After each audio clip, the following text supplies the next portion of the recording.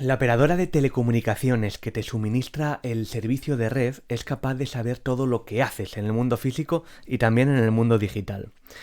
Todo pese a que desde hace unos años las conexiones que realizamos tanto a apps como a webs se realizan mediante HTTPS y por tanto van cifradas de punto a punto.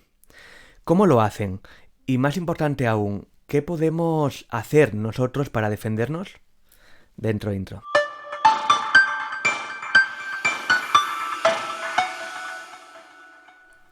Para entender cómo una operadora puede saber por qué páginas navegamos y con quién estamos chateando, hay que explicar, aunque sea brevemente, cómo funcionan las tuberías de Internet, por dónde y cómo navegan nuestros datos cuando nos conectamos a una web o cualquier otro servicio digital. Obviamente hay muchísimas tecnologías y protocolos que hacen esto posible, pero como tampoco quiero aburrir a la audiencia con siglas extrañas, voy a centrarme en los 5 protocolos más importantes y su impacto en la privacidad de nuestras comunicaciones. Hypertext Transfer Protocol. El protocolo HTTP es la base en la que se sustentan esas tuberías.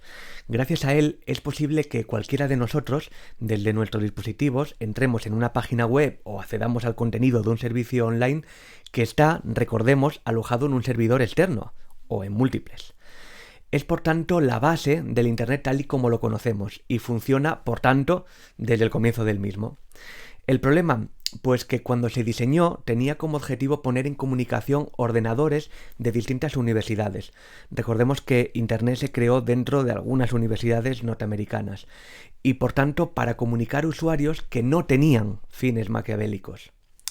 Por este motivo, en una comunicación HTTP todo lo que compartimos se envía en texto plano, es decir, accesible por cualquiera que esté escuchando esa misma red.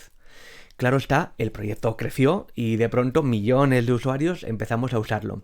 Algunos, la mayoría, con fines lícitos, pero otros que buscan hacer daño o sacar tajada de la buena fe del resto. Operadoras de telecomunicaciones incluidas.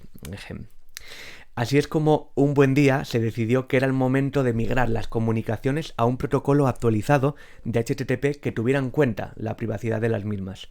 Así nació HTTPS. Hypertext Transfer Protocol Secure. El protocolo HTTPS no es más que, como decía, una extensión cifrada del protocolo HTTP. Ofrece lo mismo que este último, pero además se encarga de que toda comunicación que se realice mediante HTTPS vaya cifrada mediante una capa de SSL o TLS. Hablaré más adelante de esto. Históricamente, el HTTPS cumplía 2 funciones principales. Por un lado, mantiene la integridad y privacidad de los datos. Es decir, se asegura de que todo lo que sale de tu dispositivo y llega al servidor objetivo vaya cifrado de punto a punto, de manera que si hay alguien escuchando por el medio, el típico ataque man in the middle, lo que vea no sea el contenido en texto plano, sino ese mismo contenido pero cifrado, con caracteres raros, básicamente. Por otro, legitima el servicio digital. Demostraba que una página es quien dice ser y no es una página falsa, que emula ser la original. Esto último hace años ya que no se cumple. Como en su día expliqué en un artículo que de hecho generó mucho revuelo en una conocida revista del sector, antaño firmar mediante HTTPS era necesario pagarle a una certificadora que, valga la redundancia, certificaba que esa conexión se hacía mediante HTTPS. Con la llegada de Let's Encrypt, a mediados de la década pasada, se democratizó el acceso a conexiones HTTPS, porque eran gratuitas, básicamente. Y esto hace que no tengamos que pasar por certificadoras centralizadas, lo cual es bueno porque te democratiza el acceso, pero también es malo porque no hay nadie que esté asegurando que la página a la que intentas acceder es una página legítima. Al hilo de los certificados SSL, seguridad no implica legitimidad. El blog de Pablo Iglesias. Una de cal, una de arena. Secure Sockets Layer y Transport Layer Security. Te decía hace un momento que el protocolo HTTPS se asegura de que nuestras conexiones vayan cifradas de punto a punto gracias a 2 protocolos criptográficos, SSL y TLS. Estos se encargan de decidir cómo se va a cifrar el contenido y cómo se va a pasar la clave necesaria para descifrarlo por parte del receptor.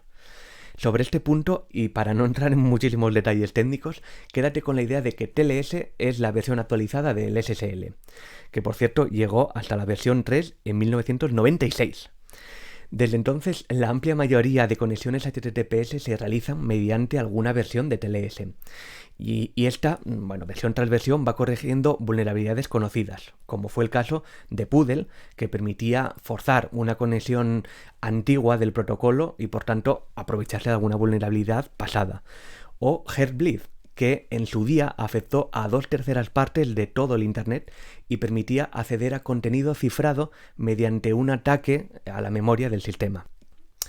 Ambas, por cierto, que ya traté en profundidad en su día con artículos específicos.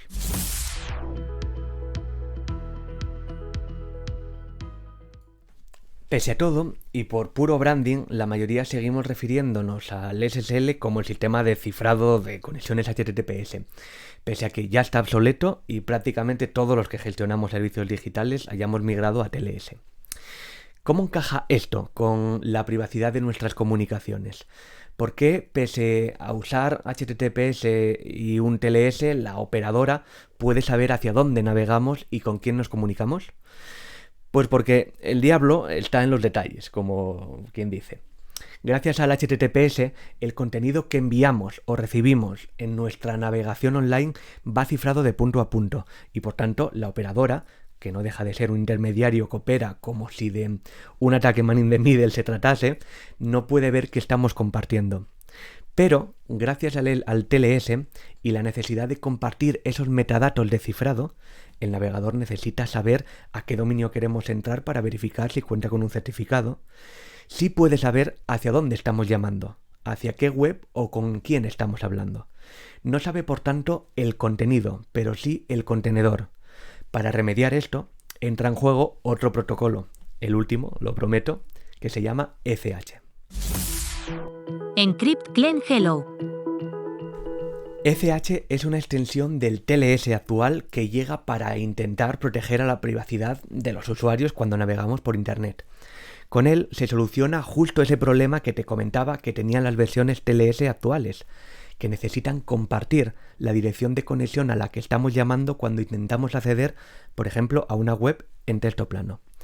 Gracias a ECH, esa extensión pasa a ser cifrada, de manera que, al menos hasta que no se encuentre otra manera creativa de espiar conexiones, las operadoras y, en definitiva, cualquier agente malicioso interesado en exponer nuestra navegación pierden la potestad de saber no solo lo que estamos enviando o diciendo, sino también hacia dónde y con quién lo estamos haciendo.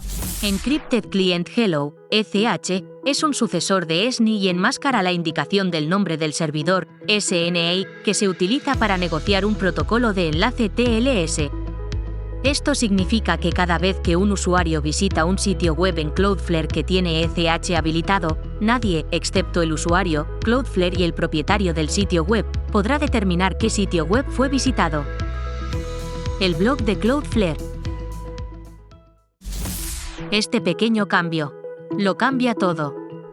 Gracias a la paulatina implementación de ECH en cada vez más navegadores y servicios de intermediación, recientemente, por ejemplo, Chrome y Firefox ya lo han habilitado y Cloudflare, que es una de las herramientas más usadas por administradores de servicios online y una de las DNS más fiables del mundo, también lo ofrece. Entramos en una nueva etapa en la que las operadoras y otros servicios digitales no podrán saber qué hacemos mientras usamos las tuberías de Internet. Esto es importantísimo para proteger la privacidad del usuario, por supuesto, pero también para asegurar la accesibilidad del contenido. Y es que al no poder saber hacia dónde vas a navegar, la operadora tampoco podrá bloquearnos el acceso a según qué páginas.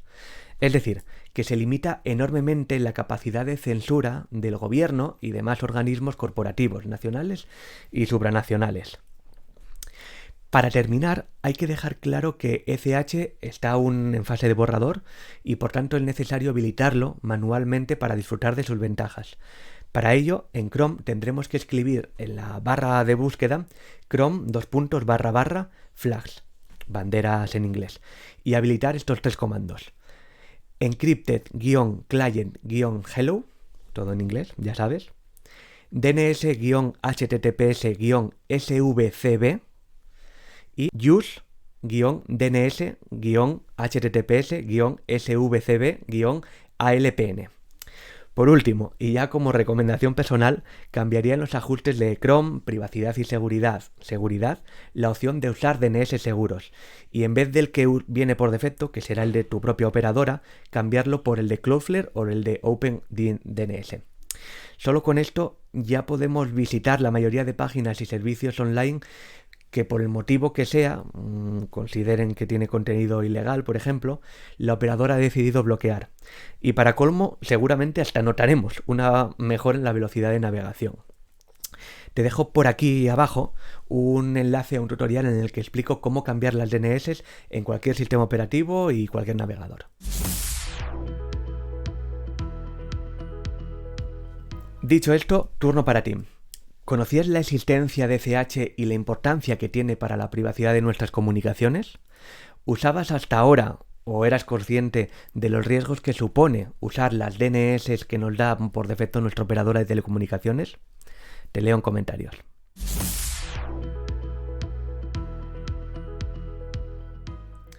Enclave Digital es el videopodcast de Pablo C. Iglesias, consultor de presencia digital y reputación online.